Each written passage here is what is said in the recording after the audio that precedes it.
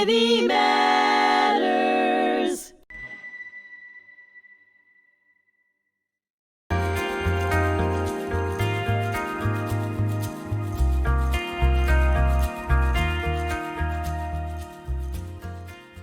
Hello, everyone. Thank you for coming to our podcast today, Legacy Chronicles, Honoring the Past, Shaping the Future.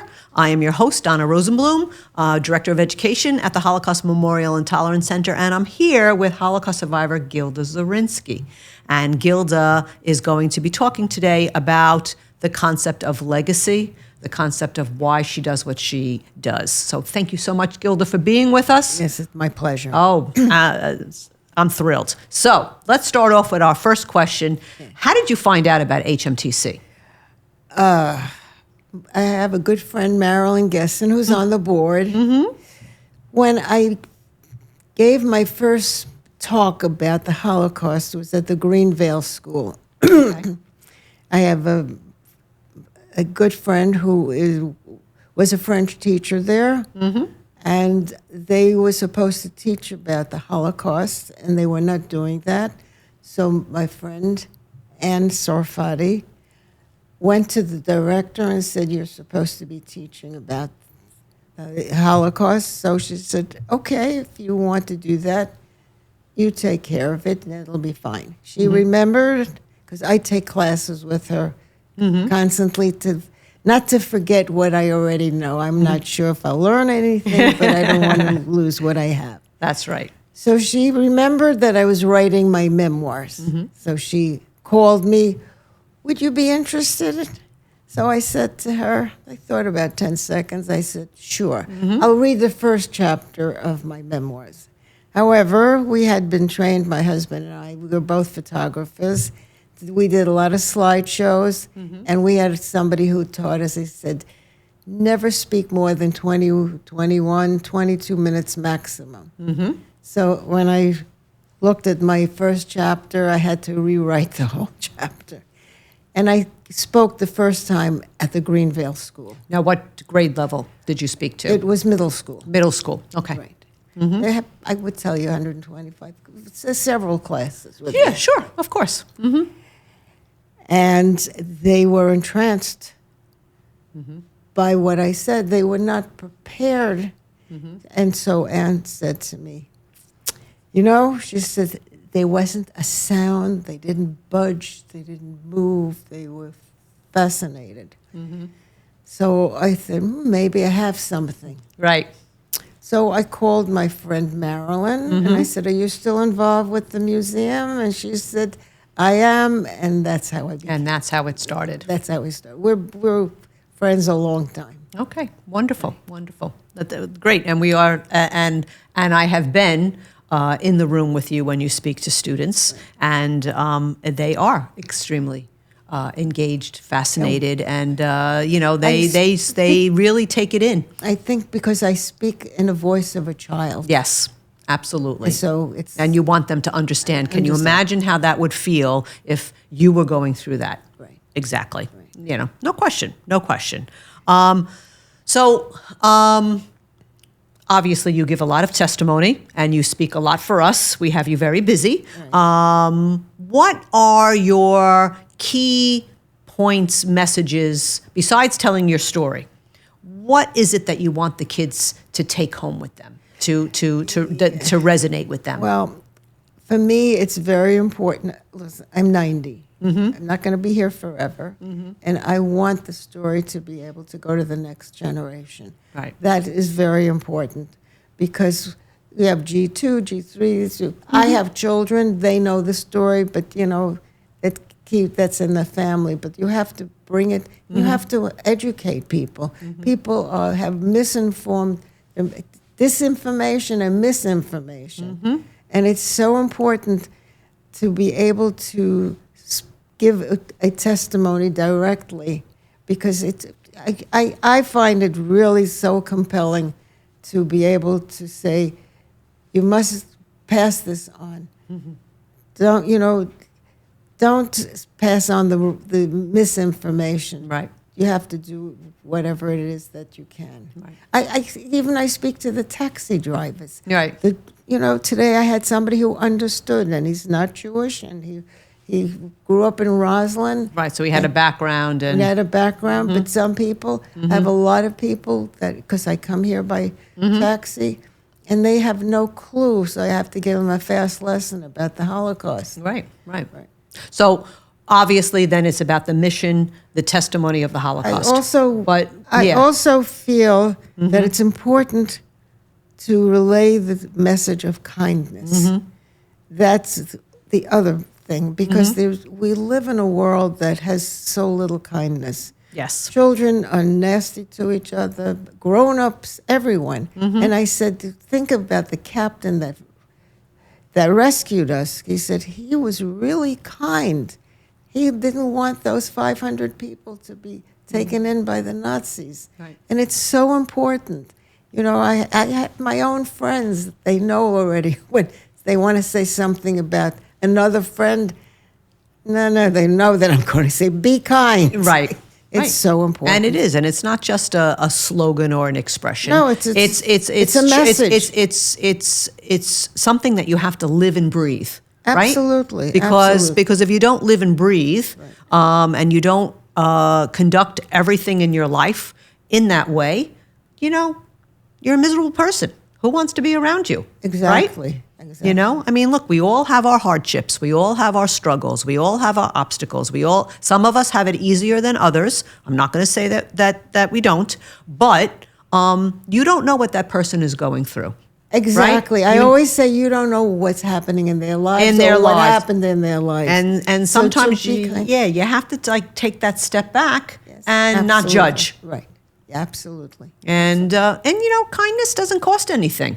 Isn't it nice just to say, you know what, your hair looks beautiful today. Exactly. I love that color on you. I was in the supermarket yesterday, and I see this woman is working really hard.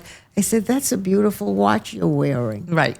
Makes them feel good. It's a little something. A little something. It doesn't have to be a big anything. Right. You just give a smile to recognize and that the person near you is an individual. Exactly. And maybe that little kind word helps them get through the day. Get through the day, right? Yep.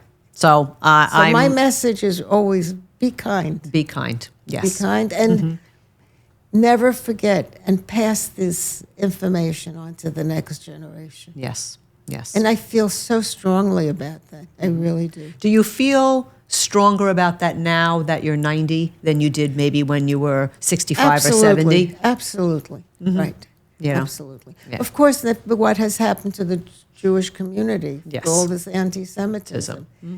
And really, it raises so many short hairs on the back of my neck. Yes, I'm sure. Because when we came to this country, we were so proud to be here. Right. And I tell the story that we didn't have television when I came here August 6, 1941, before Pearl Harbor. So we had a radio, and at 10 o'clock at night, they used to end broadcasting. So they used to play the national anthem. So I used to stand up, put my hand over here, and my father would never buy a foreign car. Oh my God. And when the war started, he wanted to go to join the army, but he was too old. Right. Yeah. I mean, life has changed so completely from the time when we came to this country to now. So I feel even stronger now than I ever did. Yeah. Well, that's there's a lot there. So the book. Why did you want to write a book? When did that come into your mind? Obviously, how long did it take? It took a long time. Yes. I actually started writing the first chapter maybe 15 years ago. Okay. And one of the reasons I wanted to write is I've lived a very long and interesting life. Besides the Holocaust, my life has completely changed, and unfortunately, I got married young, and I had 3 children, and it's a whole different story. But unfortunately, my first husband passed away when he was a day past the 45th birthday, and I was 37. So and then I got another life. But in between, I'm an artist, I'm a photographer, I'm in real estate, I was a teacher. I've had a long and varied life. And I know very little about my grandparents. So I wanted to leave a legacy. And I wanted them to hear the story. My children had heard the story from their grandparents. And so it was nothing new. They discussed my parents. I'm an only child and lived near my parents, so my children were very close to their grandparents. Right. So I wanted them to know the story. Right. Life got in the way after I wrote the first chapter. And my oldest son is now a retired English professor. I sent him the first chapter. Oh, he says, great, keep writing, but then life got in the way. Yeah, of course. And then I decided that, my other daughter, I have a stepdaughter, but she's really my other daughter. She said, I was looking for something for her daughter, and because COVID happened, and they were doing a class at Tillis at LIU. LIU of somebody was teaching about writing about not the last one, but about the past. Right. Writing testimony of, Not testimony, but they were the stories. Okay. So she said, maybe you'd be interested. She says, it's 4 sessions, $100. I said, fine, I'll invest $100. I got suckered in. I loved it. She became my editor, and I started to write. And I really got into it because I really felt that it's important to pass on information and for them to have a legacy. Yes. Because I have nothing from, everybody says my grandmother gave me this. You don't have anything. I don't have anything.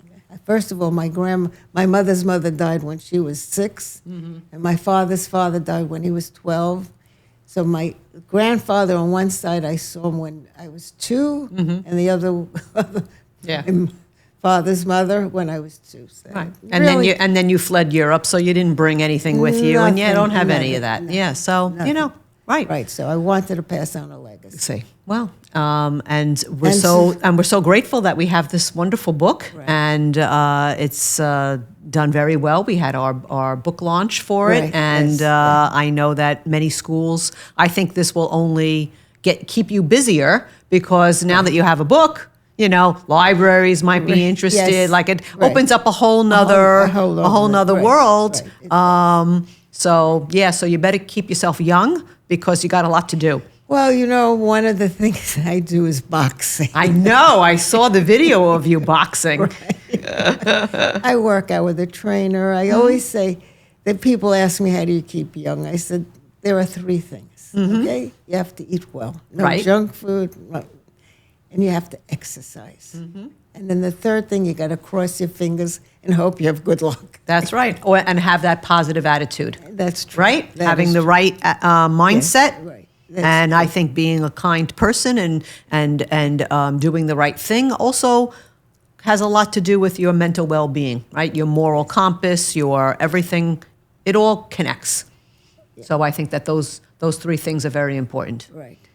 Luck is one, and we all rely on a little luck, but we also you have to be kind. You have to be a good person. Right. Yes, absolutely. You really do. Absolutely. I taught young children. I was a pre-K teacher. And one of the reasons I chose young children, first of all, I was taller than they were. But secondly, I wanted them to have a good introduction to school. And so that if you had a kind teacher and you made school a happy place. Yeah, you wanted a positive impact. Then they would go to school always thinking that they would enjoy going to school. Yes. That was one of the It's very smart. Very smart. Right. And it is important. Right. You want kids to be excited about school. Right. If you turn them off when they're 6 years old, it's not going to be, absolutely. And the teacher does have so much to do with it. Absolutely. Right. And I think we learned that during COVID when we were all online. Right. We realized we need the social connections. We need the personal connections. Oh, We yeah. need all of that. It's So that, in that sense, that was at least a positive. Social media is so Yeah, I know. We want- debilitating for young people. I think so too. Way too much time worrying about being liked on Yes. social media. I know. Any other parting thoughts, words of wisdom, pearls of wisdom? Because I'm part of the Witness Project, Mm-hmm. and I work with teenagers every other week, and I Right. tell them it's a big world out there, and there are so many things to explore, and they should not be afraid to try it. Yeah, well, that's very good advice, Gilda. Very good. Thank you. Thank you so much for being here today and being on our podcast. And everybody, thank you so much for listening, watching. Please like, share, subscribe, and check out all of our HMTV at hmtc.li.org. Thank you so much.